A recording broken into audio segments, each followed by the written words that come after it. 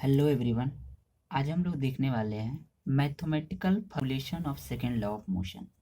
Mathematical एक formulation बोले अथवा एक्सप्रेशन बोले, सेम बात है। सेकेंड लॉ ऑफ मोशन जैसे एफ बराबर एम में कैसे आता है, इसके बारे में हम लोग देखने वाले हैं। एफ क्या है? फोर्स।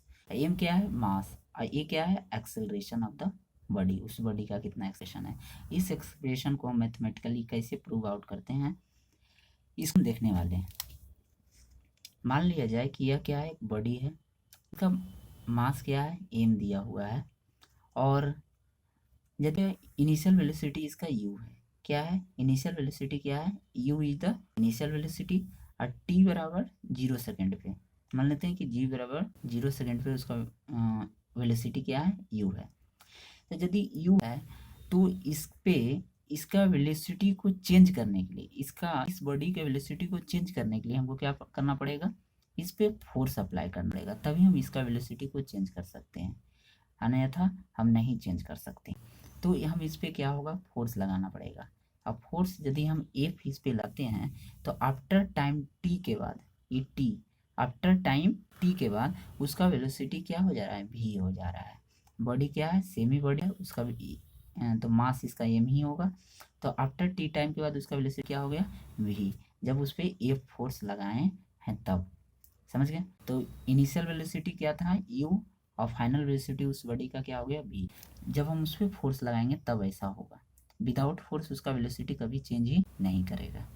तो सबसे पहले हम क्या करेंगे इसका, मान लीजिए सबसे पहले आप लिखिएगा कि consider a body of mass m, initial velocity u, after applying a force f, it's final velocity becomes we.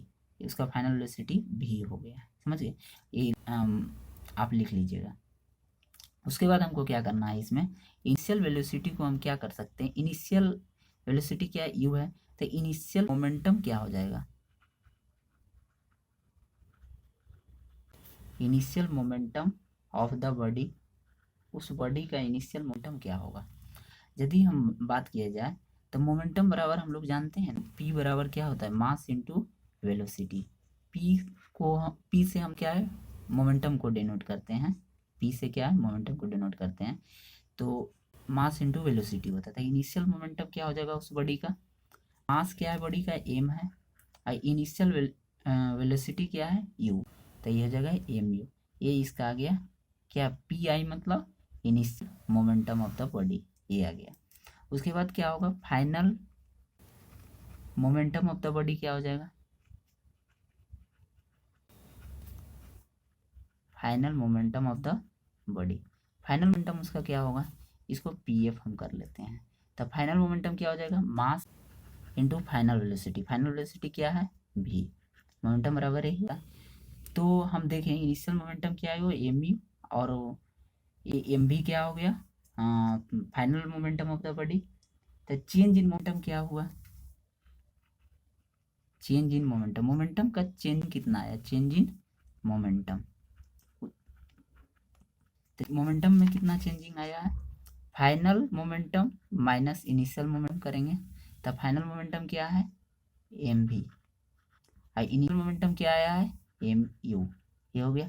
तो यहाँ से हम इसको इस तरह से भी लिख सकते हैं, मास यहाँ भी है, मास यहाँ भी कॉमन कर लीजिए तो भी minus you.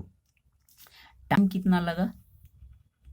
Time taken to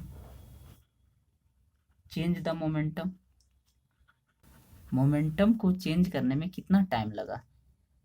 तो पहले जो टाइम 0 सेकेंड था जब initial velocity initial momentum m u था, और वेलोसिटी भी लाने में इसको टाइम कितना लगा? टी। तो टी माइनस 0, तो यही टाइम लगा टी सेकेंड। उसको लगा है कि इनिशियल मोमेंटम को फाइनल मोमेंटम में चेंज करने के लिए, तो ये टाइम लगा। और हम लोग जानते हैं according to second law of motion, second law of motion, हाँ, सेकेंड लॉ ऑफ मोशन के द्वारा हम जानते हैं, क्या जानते हैं? कि फोर्स अप्लाइड जो होता है, फोर्स अप्लाइड डायरेक्टली प्रोपोर्शनल क्या होता है? Rate of change of momentum, rate of change of momentum. मतलब यहाँ से हम क्या बोल सकते हैं, dp by dt, dp by dt। dp मतलब क्या होता है, dp, d मतलब होता है चेंज, ये dp बाई dp क्या है, चेंज बता रहा है, यहाँ पे भी dt मतलब चेंज बता रहा है। ऐसे ही हम हायर क्लास में जाएं तो dp बाई dt मतलब होता है, d का मतलब होता है डिफरेंशिएशन, ये मैथमेटिकल डिफरेंशिएशन, समझ गए। ये मैथमेटिक्स में पढ़ना है कि डिफरेंशिएशन, लेकिन हम यहाँ पे भी जानेंगे dp बाई dt बराबर क्या होता है, फोर्स। तो यहाँ पे जो dp है, dp बराबर क्या है, चेंज इन मोमेंटम क्या है, इसी को हम dp बोल लेते हैं। तो चेंज इन मोमेंटम क्या हुआ है, m v minus u, m v minus u, और dt मतलब चीज, time taken to change the momentum कितना लगा, t सेकेंड। तो यहाँ पे हम ये लिख लेंगे t, समझ गए।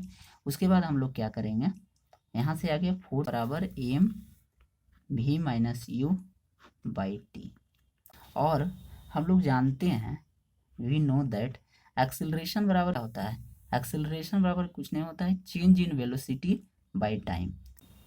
ये फार्मूला होता है final velocity minus initial velocity by time, ये क्या होता है, एक्सेलरेशन का फार्मूला होता है।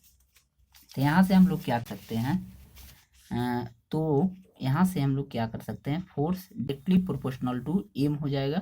अब भी माइनस यू, इसका भी माइनस यू बाई टी के जगह हम लोग क्या लिख सकते हैं, ए लिख सकते हैं। तो ऐसे एम ए हो गया, force directly proportional to m a. अब यहाँ से हम प्रोपोर्शनलिटी साइन हटाएंगे तो क्या आएगा, के आएगा। अब के बराबर एम ए हो गया एक्सप्रेशन। हम क्या देखे हैं, ऐसा देखा गया है कि के बराबर 1 लिया जाता है, क्योंकि एक्सपेरिमेंटली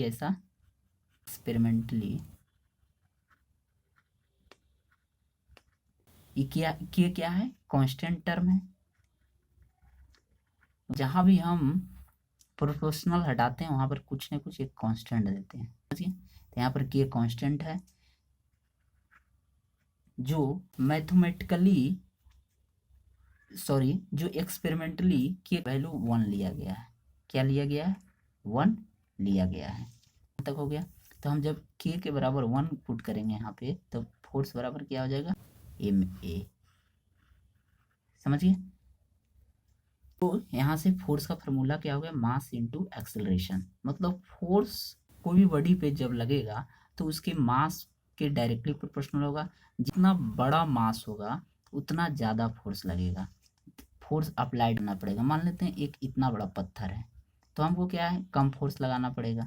और यदि एक चट्टान ही है, बहुत बड़ा चट्टान रॉक है, तो क्या है, इस पर हमको बहुत ज़्यादा फोर्स लगाना पड़ेगा, जो हम लोग के लिए बहुत मुश्किल है इसको हटाना, समझ गए। तो जितना ज़्यादा मास उतना ज़्यादा फोर्स। एक्सेलरेशन, एक्सेलरेशन भी क्या है, डायरेक्टली प्रोपोर्शनल है। एक्सेलरेशन बॉडी का ज़्यादा होगा उतना ज़्यादा फोर्स लगेगा, मतलब एक्सेलरेशन रेट ऑफ चेंज हो। जैसे हम कोई भी किसी को हम यदि बॉल फेंकते हैं, धीरे से फेंकते हैं तो उसका कम एक्सेलरेशन होता है, लेकिन यदि जोर से बॉल फेंकेंगे तो उसका rate of change in acceleration है, चेंज एक्सेलरेशन का जो चेंज है आ रहा है वो क्या होगा, ज़्यादा होगा। जितना ज़्यादा एक्सेलरेशन होगा उतना ज़्यादा आपको चोट लगेगा। तो ये फोर्स जो है वो एक्सेलरेशन पर डायरेक्टली क्या है, डिपेंड करता है, समझ गए। तो इस तरह से यहाँ पे हम एक चीज़ और जान लेते हैं कि फोर्स का यूनिट क्या आएगा, फोर्स का यूनिट ऑफ फोर्स। तो मास का क्या यूनिट होता है, केजी होता है ना। और एक्सेलरेशन का क्या होता है, मीटर पर सेकेंड स्क्वायर। कैसे हम लाएं, सॉरी, मीटर पर सेकेंड स्क्वायर, हाँ ये होता है। तो हम एक्सेलरेशन बराबर क्या होता है, एक्सेलरेशन बराबर वेलोसिटी बाय टाइम होता है ना, यही होता है ना। तो वेलोसिटी को हम क्या लिखते हैं, वेलोसिटी का यूनिट क्या होता है, मीटर पर सेकेंड, मीटर पर सेकेंड, क्योंकि वेलोसिटी एक तरह का स्पीड है, तो स्पीड का जो यूनिट, और टाइम का सेकेंड। तो यहाँ से क्या हो जाएगा, मीटर पर सेकेंड, और नीचे भी 1/सेकेंड है, तो मीटर पर सेकेंड स्क्वायर। ये हो गया किसका, यूनिट ऑफ एक्सेलरेशन। तो यही इसको पुट कर दिए, ए की जगह ये आ गया मीटर पर सेकेंड स्क्वायर। अब केजी मीटर पर सेकेंड स्क्वायर को हम लोग एक टर्म दे दिए, हम लोग कहने का मतलब साइंटिस्ट लोग टर्म दे दिए न्यूटन, इसका क्या टर्म दे दिए, न्यूटन। तो यूनिट ऑफ फोर्स क्या आ गया, न्यूटन अथवा केजी मीटर पर सेकंड स्क्वायर भी कहीं लिखा हुआ रहता है, उसका मतलब ही को क्या समझना है, न्यूटन ही है। तो आज के लिए इतना ही। उम्मीद करता हूँ आपको वीडियो पसंद आया होगा। Please like share and subscribe my channel.